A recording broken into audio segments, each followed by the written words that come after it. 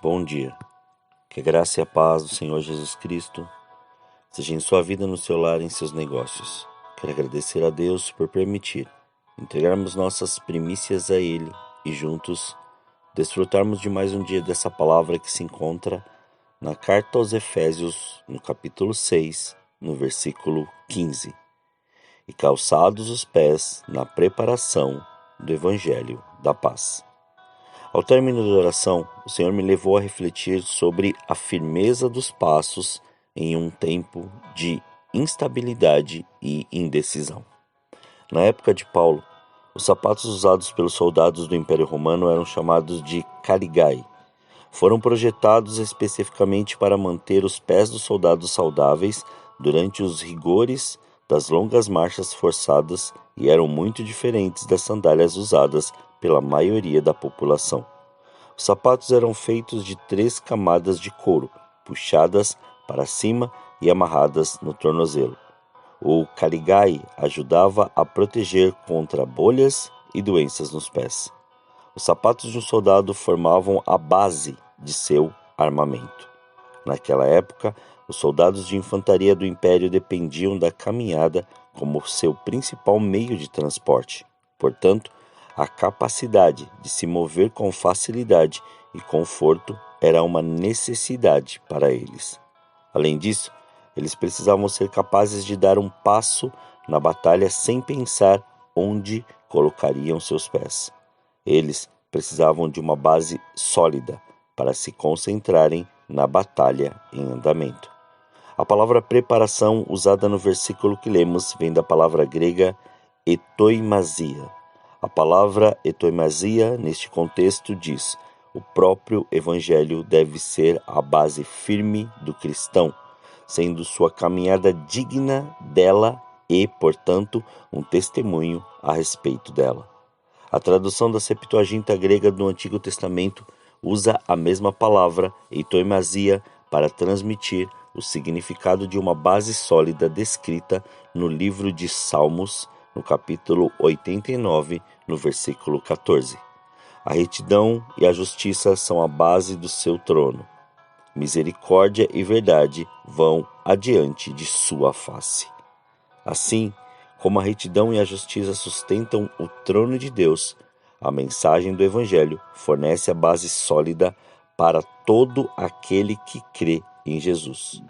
O Evangelho da Paz nos fornece a preparação, ou o alicerce de que precisamos para enfrentar as batalhas da vida, possam ser espirituais ou físicas. A mensagem do Evangelho que Jesus trouxe foi sobre a vinda do governo de Deus na terra e o que devemos fazer para nos preparar para isso.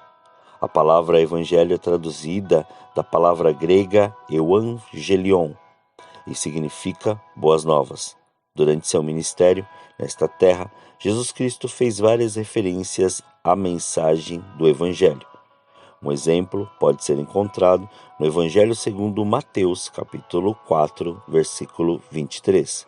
Jesus percorreu toda a Galileia, ensinando nas sinagogas, pregando o Evangelho do reino e curando todos os tipos de doenças e enfermidades entre o povo. Então, Jesus veio para contar às pessoas as boas novas, o Evangelho, de um reino de Deus vindouro. Era uma mensagem que incluía um apelo à ação, como descrito e ensinado no Evangelho segundo Marcos, capítulo 1, versículos 14 e 15. Depois que João foi preso, veio Jesus para a Galileia pregando o Evangelho do reino de Deus e dizendo: o tempo está cumprido e o reino de Deus está próximo. Arrependei-vos e crede no Evangelho. Jesus trouxe uma direção aos seus discípulos, cujos pés deveriam ser firmemente plantados no Evangelho. As boas novas do seu reino vindouro deveriam ser compartilhadas e divulgadas, como vemos descrito no Evangelho segundo Lucas, no capítulo 9, nos versículos 1 e 2. Jesus convocou os 12 discípulos e deu-lhes poder e autoridade sobre todos os demônios, e para que curassem as doenças. Então os enviou a pregar o reino de Deus e a curar os doentes. Sua ordem final aos discípulos contém a mesma instrução, como vemos descrito no Evangelho segundo Marcos, capítulo 16, versículos 15 e 16. E disse-lhes: Ide por todo o mundo e pregai o Evangelho a toda criatura. Quem crer e for batizado será salvo, mas quem não crer será condenado. Quero concluir dizendo que em nosso mundo passamos a pensar na paz como um tempo em que não há guerras ativas sendo travadas. Mas a Bíblia nos mostra que a paz é mais do que apenas a ausência de conflito. A paz vem da unidade, proximidade, relacionamento e intimidade com Deus, como vemos descrito na carta aos Filipenses, no capítulo 4, no versículo 7, que nos revela essa paz. E a paz de Deus, que excede todo entendimento, guardará o vosso coração e a vossa mente em Cristo Jesus. O mundo que existirá quando o reino de Deus for estabelecido será um mundo onde os instrumentos de guerra serão destruídos e a verdadeira paz existirá. Uma fé sólida e um alicerce no Evangelho da Paz trazem esperança à vida do cristão. Essa esperança deve nos manter alicerçados e direcionados ao nosso propósito, como Paulo descreve na carta aos Colossenses, no capítulo 1, nos versículos 21 a 23. E a vós, outros também que, no passado, éreis estranhos e inimigos de Deus, conforme demonstrado pelas obras más que praticáveis, agora, entretanto, ele vos reconciliou no corpo físico de Cristo, por meio da morte, para vos apresentar santos, inculpáveis e absolvidos de qualquer acusação diante dele.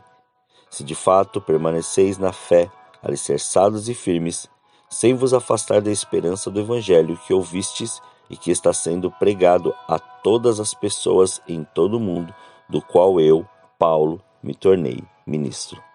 Nosso inimigo, Satanás, o diabo, usará todas as oportunidades para encher nosso caminho com distrações e armadilhas. E apenas os sapatos que Deus nos dá como parte de sua armadura podem nos dar a proteção de que precisamos para continuar avançando com segurança no campo de batalha.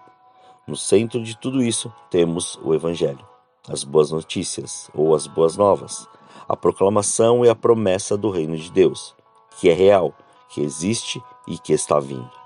Essa mensagem do Evangelho é, em sua essência, uma mensagem de paz que envolverá o mundo inteiro quando Deus estabelecer seu reino nessa terra. E quando usamos o Evangelho da paz como sapatos em nossos pés, isso nos dá uma proteção, nos prepara para a caminhada, um alicerce sólido, que nos permite manter uma posição segura nos momentos mais difíceis da vida. E como Paulo disse a Timóteo, em sua segunda carta, no capítulo 4, no versículo 2, façamos, prega a palavra, insiste a tempo e fora de tempo, aconselha, repreende e encoraja com toda a paciência e sã doutrina. Creia e se mantenha nesses princípios e nessa prática diária, pois, como saberão, se não tem quem pregue?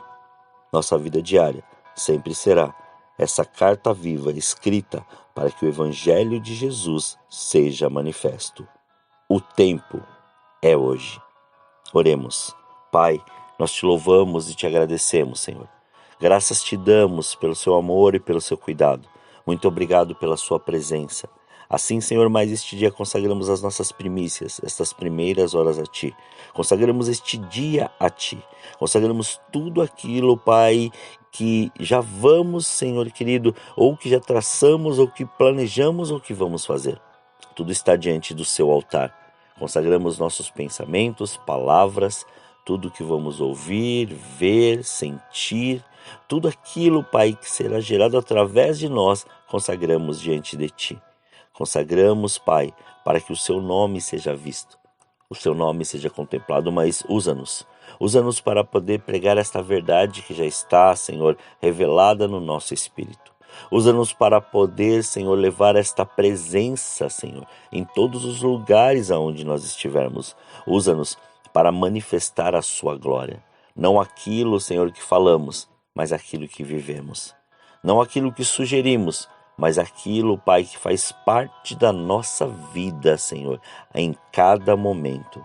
Como somos gratos a Ti, Senhor, por saber que o Senhor nos fez, Pai, compreender tudo aquilo que o Senhor quer para as nossas vidas. Então, por isso, Senhor, nos mantenha firmes. Não deixe, Pai, que os nossos pés vacilem ou pisem, Senhor, em lugares aonde nós vamos machucar, mas antes que estes calçados que o Senhor assim nos deu sejam, Pai, estes que vão evidenciar nossa caminhada nesta terra.